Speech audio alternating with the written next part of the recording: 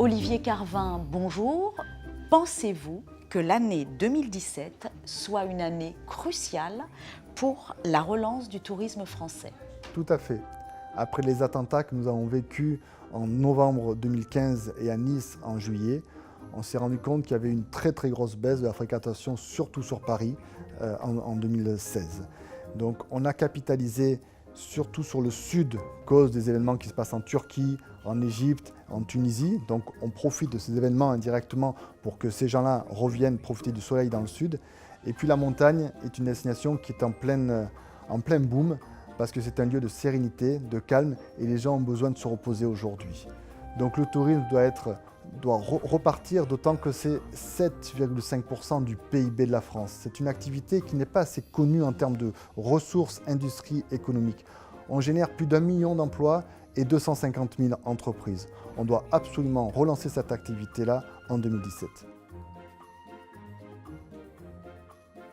Comment expliquez-vous que les mots tourisme et hôtellerie soient absents de tous les discours des candidats à la présidentielle? Je ne l'explique pas, justement, et j'en suis navré. C'est très dommage, parce que la France mérite au moins un ministère. Il faut qu'on ait une personne qui puisse être capable d'être l'ambassadeur français à travers le monde de la destination France.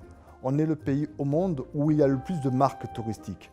On a la Tour Eiffel, on a Paris, on a le Mont Blanc, on a le Mont Saint-Michel et j'en passe. On n'est pas assez considéré dans cette industrie par les politiques et par toutes les politiques différentes depuis des dizaines d'années.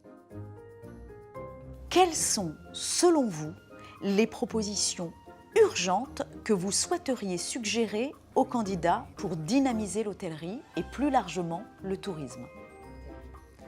Je crois qu'il faut travailler tout d'abord sur l'image de la France. Il faut montrer un beau pays tel qu'il est, avec des belles destinations. Il faut aussi apporter une réponse à la sécurité, ce que demande le touriste quand il vient à Paris et dans des lieux publics. La sécurité, c'est de la télésurveillance, c'est de la présence physique.